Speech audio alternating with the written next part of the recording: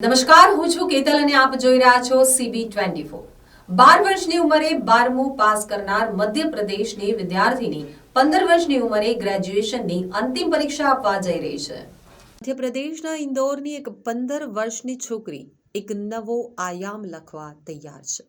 આટલી નાની ઉંમરે તે BAના અંતિમ વર્ષની પરીક્ષા આપવાની છે।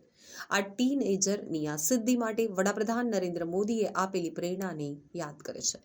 ઇન્દોરની 15 વર્ષની તેજસ્વી વિદ્યાર્થીની તનિષ્કા સુજીત બેચલર ઓફ આર્ટ્સના અંતિમ વર્ષની પરીક્ષામાં બેસવાની છે। તનિષ્કા સુજીતનું લક્ષ્ય કાયદાનો વધુ અભ્યાસ કરીને દેશના મુખ્ય ન્યાયાધીશ બનવાનું છે। વિદ્યાર્થીનીએ થોડા દિવસો પહેલા ભોપાલમાં વડાપ્રધાન નરેન્દ્ર મોદી સાથેની તેની મુલાકાતને યાદ કરી હતી।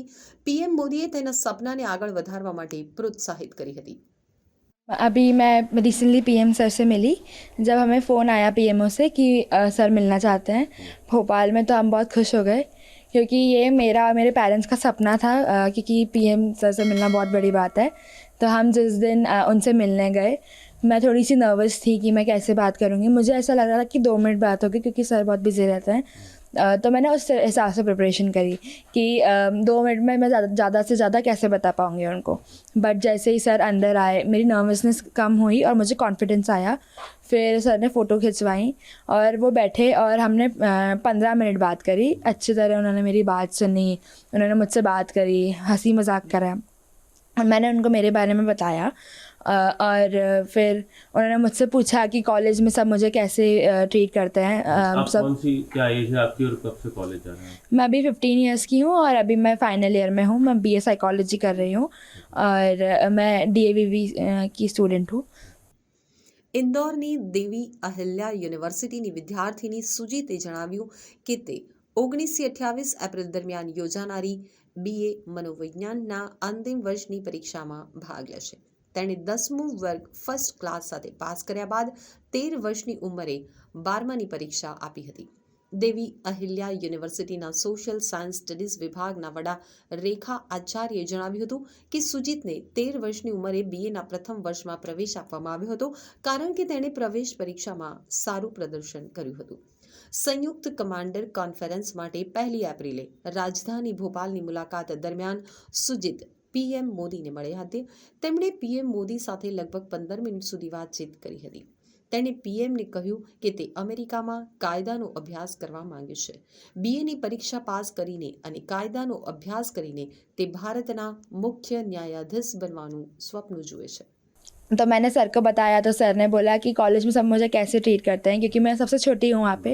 तो मैंने उनको बताया कि स्टार्टिंग में सब बहुत शॉक्ड थे, बट अभी सब नॉर्मल हो गए हैं, सब मेरे फ्रेंड्स हो गए हैं। मैं कितने घंटे पढ़ाई करती हूँ सर ने पूछा, तो फिर मैंने उसका आंसर दिया कि मैं 4 से 5 घंटे पढ़ाई करती हूँ, क्योंकि ज़्यादा पढ़ाई करने से स्ट्रेस होता है और मेरे पेरेंट्स नहीं चाहते कि मैं कम उम्र में ज़्यादा स्ट्रेस लूँ। तो मैं एक बैलेंस मेंटेन करती हूँ ताकि मैं मस्ती भी कर सकूँ और पढ़ाई भी कर सकूँ। और फिर सर ने मुझसे पूछा था कि मैं तुमसे क्या सीख सकता हूँ। तो ये मेरे लिए बहुत मैं एकदम शॉक हो गई, क्योंकि PM सर मुझसे ये पूछ रहे हैं, ये बहुत बड़ी बात है कि वो मुझसे क्या सीख सकते हैं। तो मैंने उनको बोला कि dedication and hard work, but still sir में मुझसे ज़्यादा है। मैंने उनको मेरा ड्रीम बताया कि मैं लॉ ये साइकोलॉजी कंप्लीट करने के बाद US जाके लॉ करूँगी और मेरा सपना है कि मैं चीफ जस्टिस बनूँ। तो उन्होंने बोला कि तुम दिल्ली आना और सुप्रीम कोर्ट में अपनी चेयर देख के जाना। તનિષ્કા સુજીતે જણાવ્યું હતું કે મારા ઉદ્દેશ્ય વિશે સાંભળીને વડાપ્રધાને મને સુપ્રીમ કોર્ટમાં જવાની અને ત્યાંના વકીલોની દલીલો જોવાની સલાહ આપી હતી, કારણ કે તે મને મારું લક્ષ્ય હાંસલ કરવા માટે પ્રેરિત કરશે। વિદ્યાર્થીની માતા અનુભાએ જણાવ્યું હતું કે 2020માં કોરોના વાયરસને કારણે તેના પતિ અને સસરાનું અવસાન થયું હતું। પરિવારના બંને સભ્યોને ગુમાવ્યા બાદ 2-3 મહિના લાગ્યા કે અમારી દીકરીના ભવિષ્ય માટે આપણે તેના અભ્યાસ ઉપર ધ્યાન આપવું જોઈએ અને તેના માટે લડવું જોઈએ।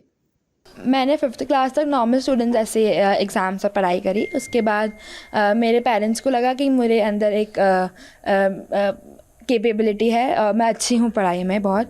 तो मेरे पापा कोचिंग पढ़ाते थे 10th और 12th के बच्चों को। तो जब मैं छोटी थी तब मुझे मेरे सिलेबस को छोड़ के उनके सिलेबस में पढ़ने ज़्यादा इंटरेस्ट आता था। तो मेरे पापा को लगा कि मेरे को 10th की एग्ज़ाम क्यों ना दिलाएं 5th की एग्ज़ाम के बाद। तो हमने परमिशन ली राज्यपाल से, 1 साल हमारा परमिशन में चला गया। नहीं तो जल्दी कम उम्र में एग्ज़ाम देने के लिए 10th की। पहला ही ऐसा कोई केस उससे पहले तो मध्य प्रदेश में ऐसा कोई केस नहीं हुआ था, तो सब एकदम शॉक्ड थे। किसी को विश्वास नहीं हो रहा था कि छोटी सी बच्ची कैसे एग्ज़ाम देगी। तो उन्होंने मेरी एग्ज़ाम्स ली थी, टेस्ट लिए थे, उस बेस पे उन्होंने मुझे परमिशन दी। तो मैंने 11 इयर्स की एज में 10th की एग्ज़ाम दी, 12 इयर्स की एज में 12th की एग्ज़ाम दी। मैं इंडिया की पहली लड़की हूँ जिसने 10th के बाद डायरेक्ट 12th किया। मैंने 11th की गैप नहीं लिया।